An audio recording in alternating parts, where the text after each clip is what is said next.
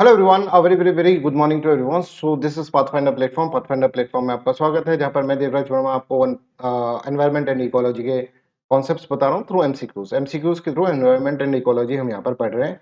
That is important. Lecture number third है, this is lecture number third. इससे पहले lecture one और lecture second हो चुके हैं, जिसके अंदर हमने इकोसिस्टम के कुछ कॉन्सेप्ट्स पढ़े हैं। Please do watch that videos, ठीक है, because that are very very very important for your environment and ecology concept building, right. तो चलिए let's start with this one कि हम यहाँ पर पाथफाइंडर प्लेटफॉर्म आपको एक समुद्र मंथन नाम की टेस्ट सीरीज प्रोवाइड कर रहा है। This is a free test series, जिसके अंदर आप लाखों के प्राइस जीत सकते हैं, ठीक है। और यूपीएससी सीएससी की प्रिपरेशन के अंदर, ठीक है, यूपीएससी सीएससी की प्रिपरेशन के अंदर आपको टेस्ट सीरीज देना बहुत इंपॉर्टेंट हो जाता है। तो आप इस टेस्ट सीरीज के अंदर इनरोल करें, फ्री में है, प्लस आपकी अभी तैयारी भी है तो एक्साइटिंग प्राइसेस भी आप जीत सकते हैं। प्लस आप ये देखें कि यूपीएससी के पैटर्न के ऊपर ये होगा, तो यूपीएससी सीएससी जीएस जो होगा वो 9:30 AM पर होगा। उसके बाद आपको गैप दिया जाएगा, फिर यूपीएससी सीएससी सीसेट होगा 2:30 PM पर। सब बच्चे इसमें अपना पूरा 100% कंट्रीब्यूशन करने की कोशिश करें। सोचें कि जैसे कि एग्जाम ही है आपका, एक तरह से उतनी सीरियसनेस से आपको उसको देना चाहिए, राइट। इसमें आप एक्साइटिंग प्राइसेस भी जीत सकते हैं, 1 लाख तक के प्राइसेस भी यहाँ पर जीत सकते हैं, राइट। इसी तरह से जो पाथफाइंडर प्लेटफॉर्म है आपके लिए एक बहुत ही अफोर्डेबल बैच लेकर आया 7,999 रुपीज के अंदर। इसके अंदर 900 प्लस लाइव क्लासेस होंगी, 900 प्लस आवर्स की लाइव क्लासेस होंगी। कॉम्प्रिहेंसिव कवरेज रहेगा प्रीलिम्स, मेंस और इंटरव्यू का, ठीक है। 40 टेस्ट रहेंगे प्रीलिम्स के लिए और 10 टेस्ट रहेंगे मेंस के लिए, राइट। तो एक तरह से कॉम्प्रिहेंसिव बैच है। आप इसको ऐसे मत समझना कि सर ये क्या है, एक तरह से लग रहा है क्रैश कोर्स है, ठीक है। क्रैश कोर्स की तरह नहीं है, एक कॉम्प्रिहेंसिव बैच है। Just give me second, just give me second. Yes, तो this is a what, this is a comprehensive batch. ये कॉम्प्रिहेंसिव बैच है और अर्ली बर्ड ऑफर इसके अंदर 30 अप्रैल है। This is most important thing कि 30 अप्रैल के बाद ये फीस थोड़ा सा बढ़ेगा, because this fees is very very very low, ठीक है। तो let's start with this one. इसका जो कोड है ना, टेस्ट सीरीज और इस बैच का जो कोड है दैट इज PATH, पाथ नाम से आपको यहाँ पर कोड यूज करना है, तभी जाकर आपकी फीस ये कम होगी, राइट। चलिए, तो let's start with the first thing first. पहली चीज देख समझते हैं वन, पहला क्वेश्चन सभी करें। इस क्वेश्चन के लिए आपको 30 सेकंड्स दिए जाएंगे। 30 सेकंड से लेकर 40 सेकंड्स तक के अंदर आपको क्वेश्चन से सॉल्व करना है, ठीक है। चलिए, तो लेट्स स्टार्ट। आज हम जो है बेसिकली इस टर्म को समझ लेंगे, इकोलॉजिकल सक्सेशन टर्म समझ लेंगे। ये बहुत बड़ा टर्म है और इसमें से कई बार क्वेश्चन आ चुके हैं, तो इसके अंदर जो भी पैटर्न पे क्वेश्चन बनते हैं वो सारे क्वेश्चन समझ लेंगे और इस टर्म को अच्छे से अपन अंडरस्टैंड कर लेंगे। Please answer this question. सभी बच्चे आंसर करें, जैसा भी जिसको भी जितना आता है ना, सब आंसर करें।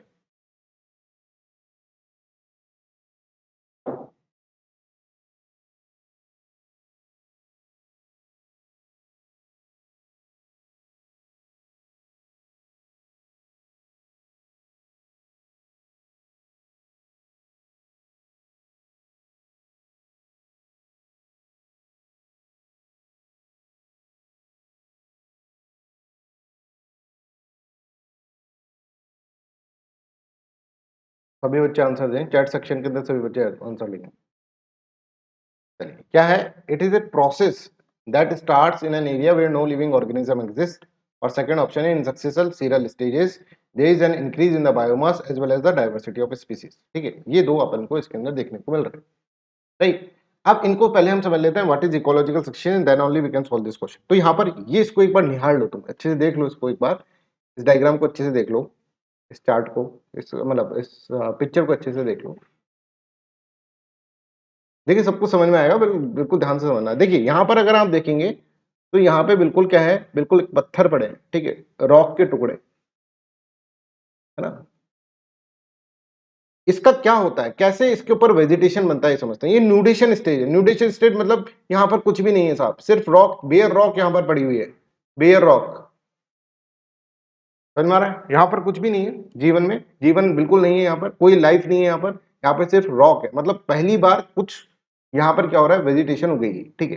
तो पहली बार इसमें ऐसा तो नहीं है कि पहली बार में ये पेड़ उग जाएंगे इतने बड़े बड़े, ले लो पेड़ बड़े बड़े, ठीक है, ऐसा तो नहीं होगा। तो पहली बार में तो क्या होगा, पहली बार में तो इस तरह से फंगस, एल्गी इस तरह से लगेंगे। देखिए यहाँ पर ये जो है ना, फंगस और एल्गी इस तरह से लगती है यहाँ पे, Moses, lichens, Moses, fungus and algae, ये चीज लगेगी।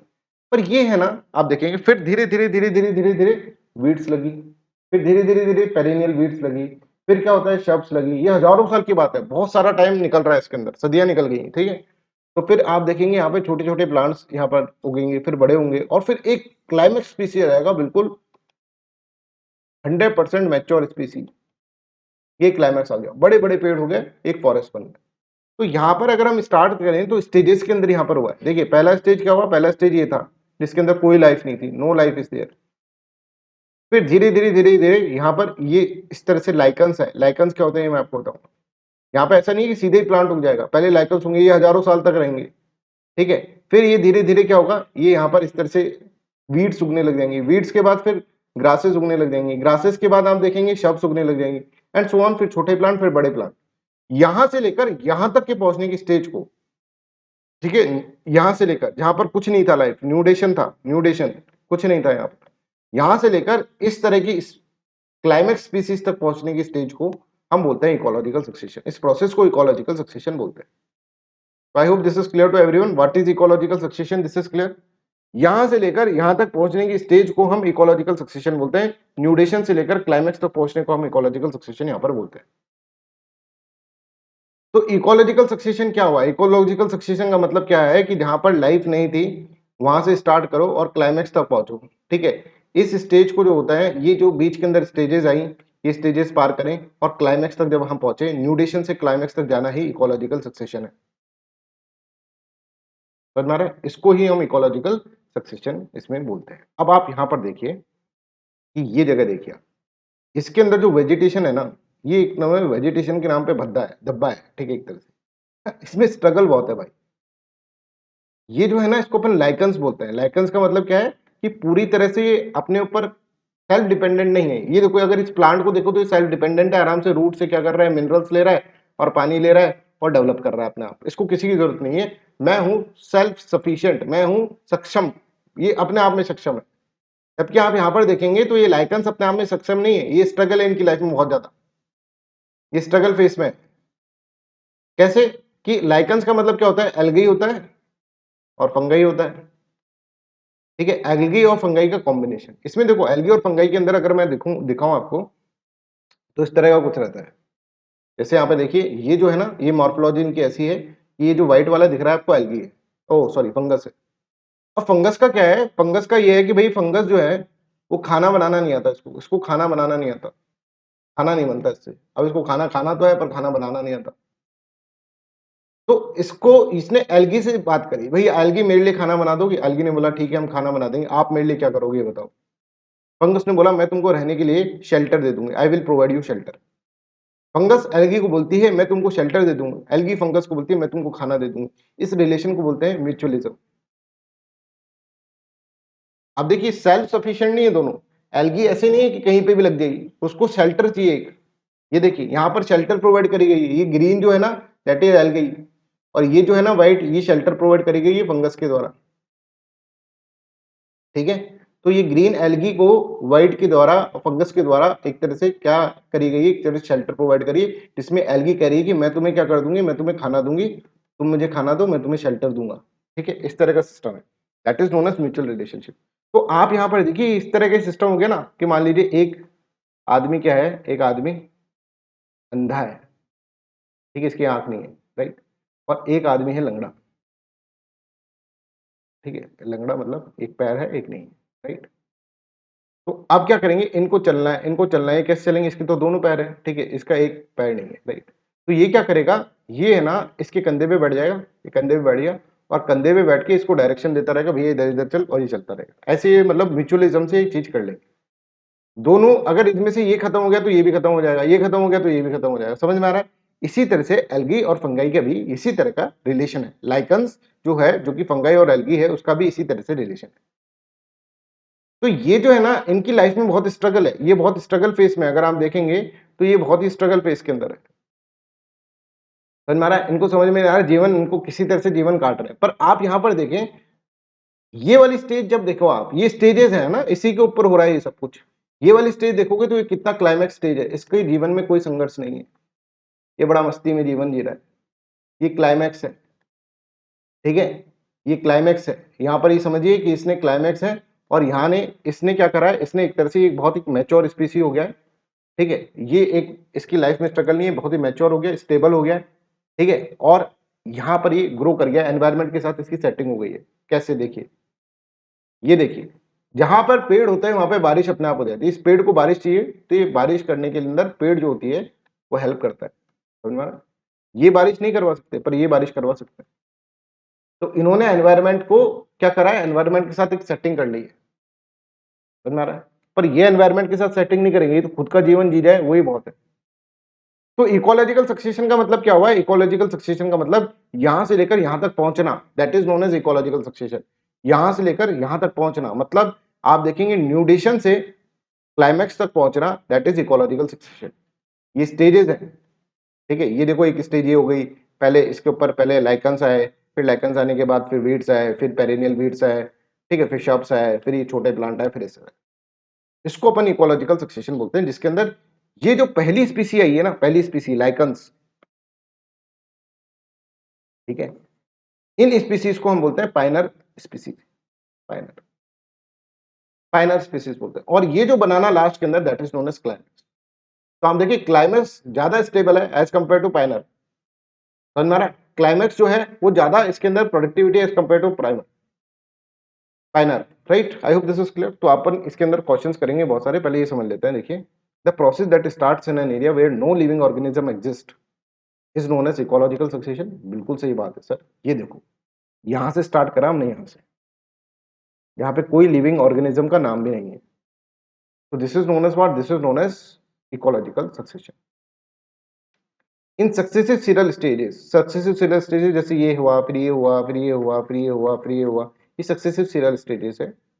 There is an increase in the biomass, biomass के अंदर इंक्रीज हुआ है, as well as diversity of the species. आप यहाँ पर देख सकते हैं, बिल्कुल यहाँ पर देखिए कि यहाँ पर आपको कहीं डाइवर्सिटी दिख रही है क्या? आप देखें, यहाँ पे कोई डाइवर्सिटी दिख रही है? तो जीवन ही किसी तरह से स्ट्रगल के अंदर है, लाइकन्स ही है यहाँ पर। तो यहाँ पे ऐसा थोड़ा ना है कि पेड़, आम का भी पेड़ है, सेब का भी पेड़ है, केले का भी पेड़ है, ठीक है, ऐसा तो नहीं है, डाइवर्सिटी तो नहीं है यहाँ पे। तो स्पीसी अपने आप ही रह गई।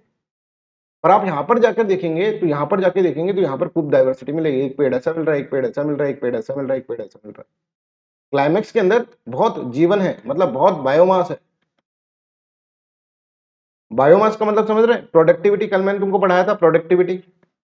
प्रोडक्टिविटी, अब देख भैया, कल तो सर हमने क्लास ही नहीं ली थी, हमको पता ही नहीं है प्रोडक्टिविटी के बारे में, तो क्लास लो। ठीक है, पहली हो गई है, दूसरी हो गई, this is third lecture. Productivity के बारे में क्या है? प्रोडक्टिविटी का मतलब ये है कि कितना ज्यादा बायोमास है। जैसे ये अगर देखिए छोटा प्लांट है और ये एक बड़ा प्लांट है, तो इसकी प्रोडक्टिविटी ज्यादा है। कितना ग्राम, कितना वेट और कितना एरिया कवर कर रखा है, that is known as what? That is known as productivity. तो यहाँ पे देखेंगे in successful serial stages there is an increase in the biomass as well as diversity of the species. Yes, that is correct. Biomass का increase हुआ है और diversity of species increase हुआ है। तो यहाँ पे देखेंगे both 1 and 2 will be the correct answer. इसमें देखेंगे both 1 and 2 will be the correct answer. Right, तो I hope this is clear to everyone. Ecological succession का मतलब समझ गए आप? इकोलॉजिकल सक्सेशन मतलब कुछ भी नहीं था, बंजर भूमि थी, उसमें पेड़ उग गया लास्ट के अंदर जाकर, तो उसके बीच में क्या क्या हुआ, that is known as ecological succession. समझ में आया? I hope this is clear. चलिए, एक इंपॉर्टेंट चीज है, जैसे मैंने आपको लाइकन्स बताया ना, lichens are the pioneer species. ये पहली पहली बार स्पीसीज आती है, ठीक है। और ये लाइकन क्या करती है, मैं आगे चलकर आपको बताऊंगा। और ये किस तरह से एक तरह से प्लेटफॉर्म क्रिएट कर देती है इन सब अदर स्पीसीज के लिए। अगर लाइकन्स ना होती ना, अगर तुम ना होते, तुम भी ना होते भैया, ये भी नहीं होता। अगर लाइकन्स नहीं होते तो ये भी नहीं होता। ये स्टेजेस के अंदर है, ये छोटा था, फिर ये बड़ा हुआ, फिर बड़ा हुआ, फिर बड़ा हुआ, फिर बड़ा हुआ, फिर बड़ा हुआ, इस तरह स्टेजेस में है। समझ में आ रहा है? अब ऐसा क्यों बोल रहे हो सर, लाइकन्स नहीं होते तुम भी ना होते, ठीक है, ऐसा क्यों बोल रहे हो, ये अभी अपन को समझने में होगा। पर पहले देखिए, एक यूपीएससी के अंदर एक इस तरह के क्वेश्चन आते हैं, है ना, जो हम पढ़ रहे हैं ना, उसको यूपीएससी से हमको कंपेयर करते हुए चलना पड़ेगा कि हम उस लाइन में पढ़ रहे हैं। देखिए, lichens which are capable of initiating ecological succession, मतलब इकोलॉजिकल सक्सेशन को इनिशिएट कर रहा है।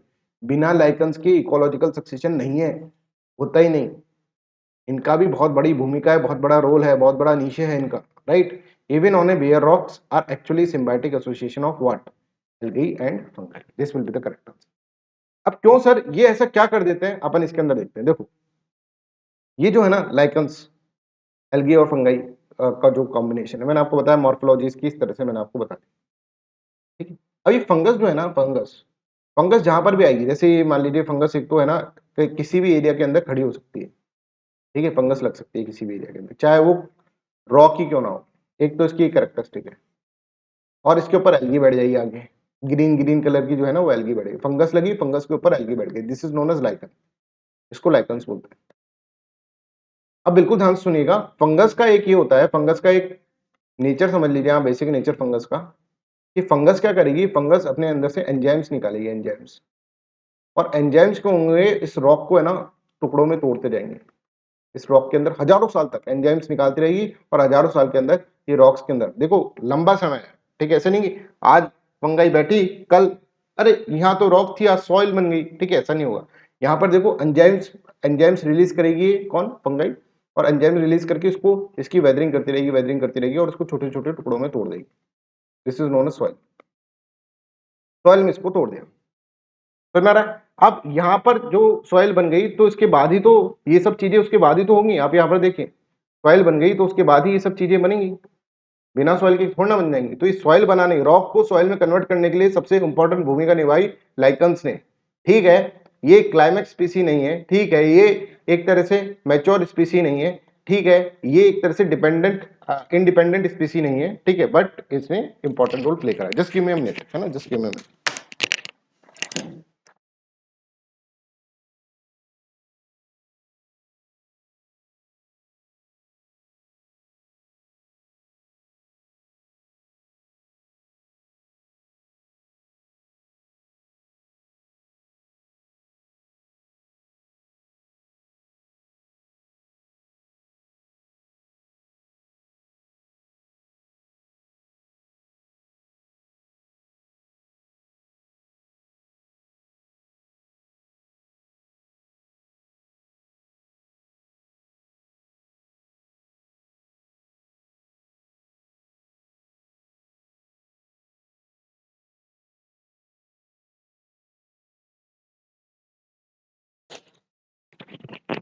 चलिए, I hope this is clear to everyone, यहाँ तक सबको क्लियर है। Anybody has any kind of doubt please let me know. सभी बच्चे ध्यान से सुनेंगे, राइट। तो ये लाइकन्स आपको, आई hope this is clear, lichens का मतलब फंगई और एल्गी का कॉम्बिनेशन, और इस तरह से अपन इसके अंदर देख सकते हैं lichens are having the mutual relationship, mutualism का रिलेशनशिप है, उन्होंने एक तरह से जगह बना दी रॉक के अंदर जिससे कि ये सब लोग उग सके। तो दैट्स व्हाई अगर आप देखेंगे this is capable of initiating ecological succession. I hope this is clear to everyone, right. चलो, तो यहाँ तक सबको क्लियर है।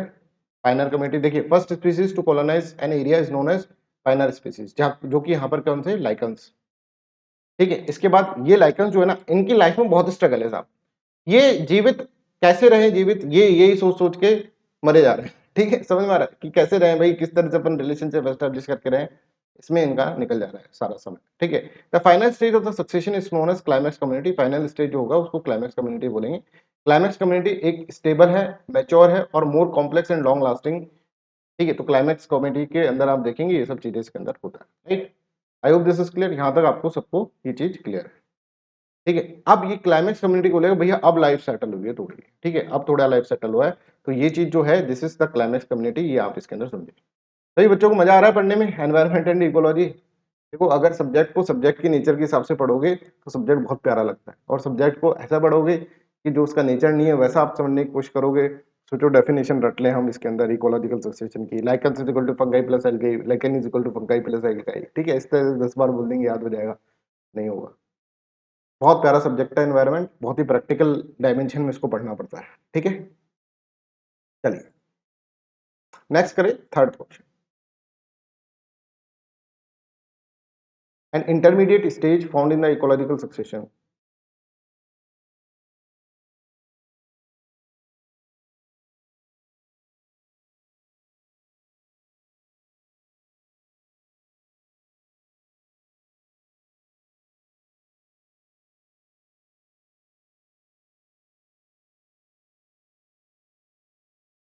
ये सभी बच्चे आंसर करें, सभी बच्चे आंसर करें एक बार,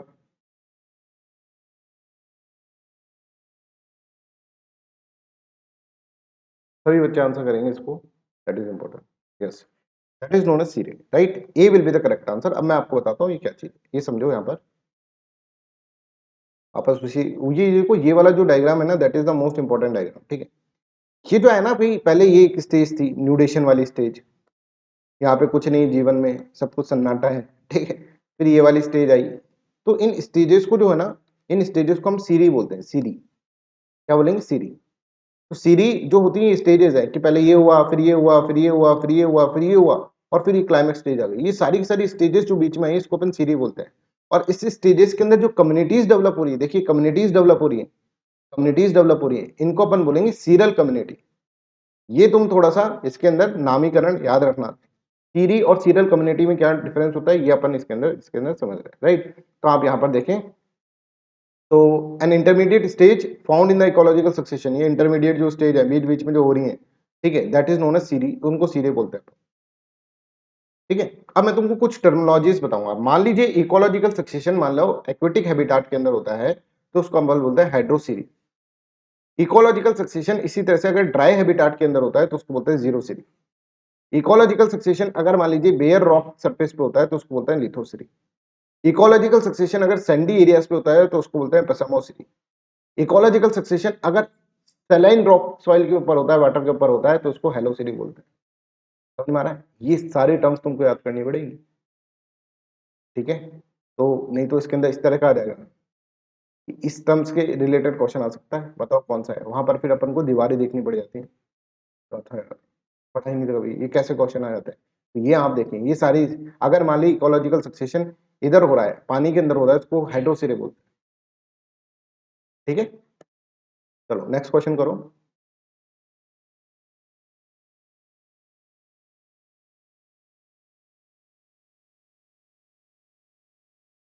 नेक्स्ट क्वेश्चन करें सब बच्चे।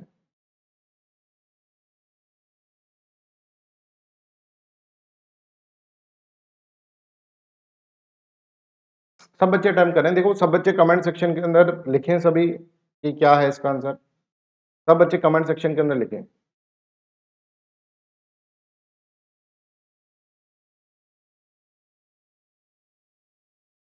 किसी को कोई डाउट है तो प्लीज आस्क।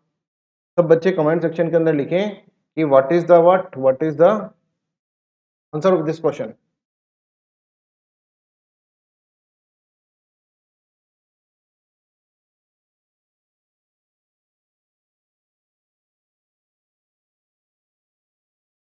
चलिए अब इसको समझने के लिए हमको पहले प्राइमरी सक्सेशन और सेकेंडरी सक्सेशन का बारे में क्या होता है इसको अपन को समझना पड़ेगा। हमने अभी तक इकोलॉजिकल सक्सेशन समझा साहब, इकोलॉजिकल सक्सेशन क्या होता है ये अपन ने समझा, ठीक है। तो अब यहाँ पर देखो, बिल्कुल यहाँ पर देखो इकोलॉजिकल सक्सेशन क्या है। देखो प्राइमरी सक्सेशन, इकोलॉजिकल सक्सेशन क्या है ये तो अपन समझ गए, प्राइमरी सक्सेशन क्या है ये समझो। प्राइमरी सक्सेशन का मतलब क्या है कि ये सब काम हुआ है ना, वो कहां पर हुआ है, वो ऐसी जगह पर हुआ है जो कि बिल्कुल पहले पहले बिल्कुल उसके अंदर कभी भी एग्जिस्टेंस में कुछ भी नहीं था। मतलब पहली पहली बार वहां पे एग्जिस्टेंस हुई है। पूछ कर देखिए, पहली बार ऐसा नहीं कि एग्जिस्टेंस थी फिर खत्म हो गई, फिर आग लग गई जंगल में, फिर जाके वापस हुआ, ऐसा नहीं है। प्राइमरी सक्सेशन का मतलब धरती के अंदर जब धरती बनी उसके बाद पहली बार जहां पर ये सब चीजें हुई हैं उसको अपन प्राइमरी सक्सेशन बोलेंगे।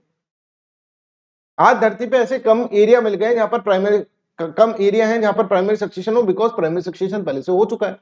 प्राइमरी सक्सेशन फिर सिर्फ एक बार होता है।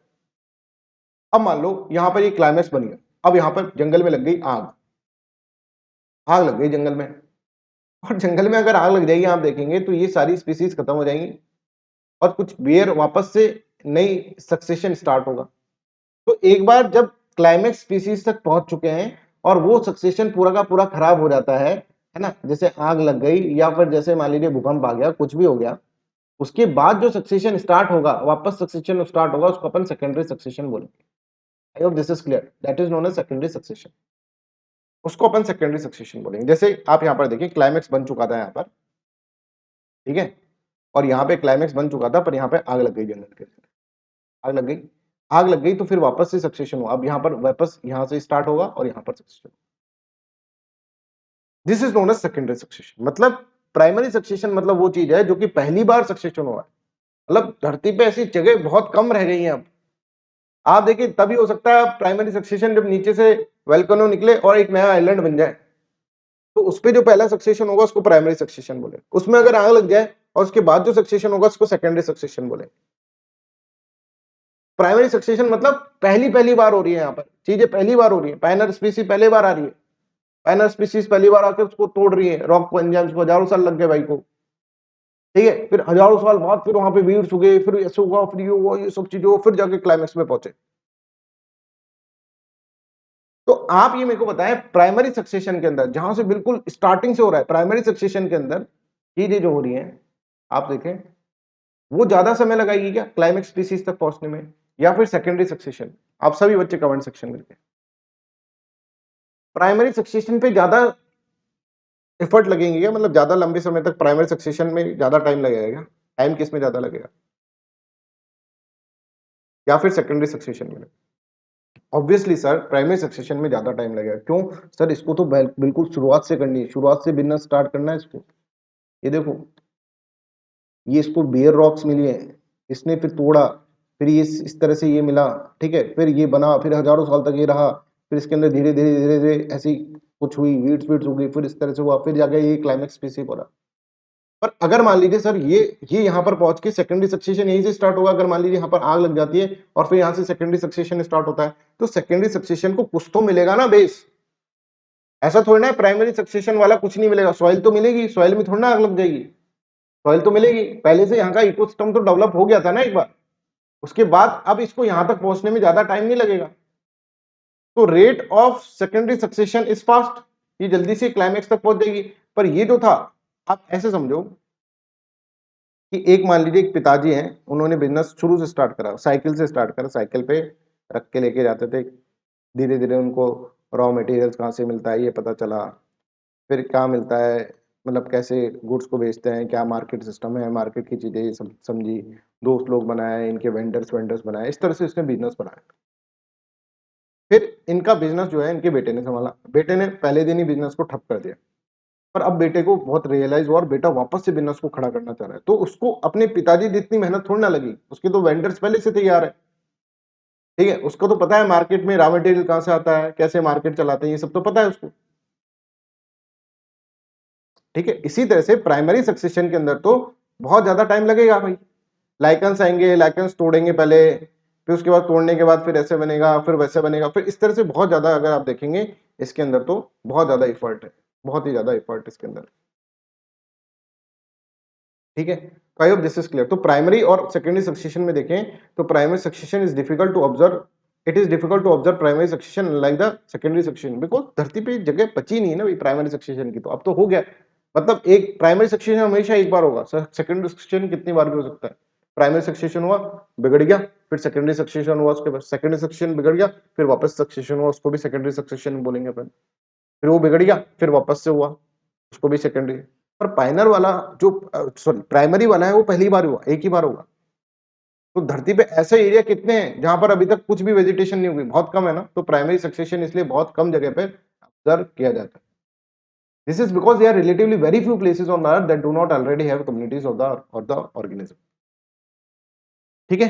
तो primary succession is very slow, इसको तो बहुत समय लगा था, आया था फंगाई, बोला तोड़ूंगा, आज तोड़ूंगा कल तोड़ूंगा, ऐसे करते 1000 साल तो तोड़ने में लग गए थे। सॉइल बनने में कितना टाइम लगा होगा आप सोच कर देखें, as compared to secondary succession. This is because soil formation takes a long time in the primary succession, while secondary succession को पहले से न्यूट्रिशियस सॉइल मिली है, इसको पहले से बना बनाया सब कुछ मिला है। समझ में आ रहा है? आई होप दिस इज क्लियर। आज मेरे पास थोड़ा समय कम है, ठीक है, इसलिए आज की क्लास यहीं तक रख रहे हैं अपन, ठीक है। कल अपन एक दो क्वेश्चन और करेंगे इसके ऊपर इकोलॉजिकल सक्सेशन पे, फिर आगे अपन बढ़ेंगे, फिर अपन इकोलॉजिकल पिरामिड्स पढ़ेंगे, ठीक है। तो that's all for today's class, thank you so much, bye bye, take care and have a nice day.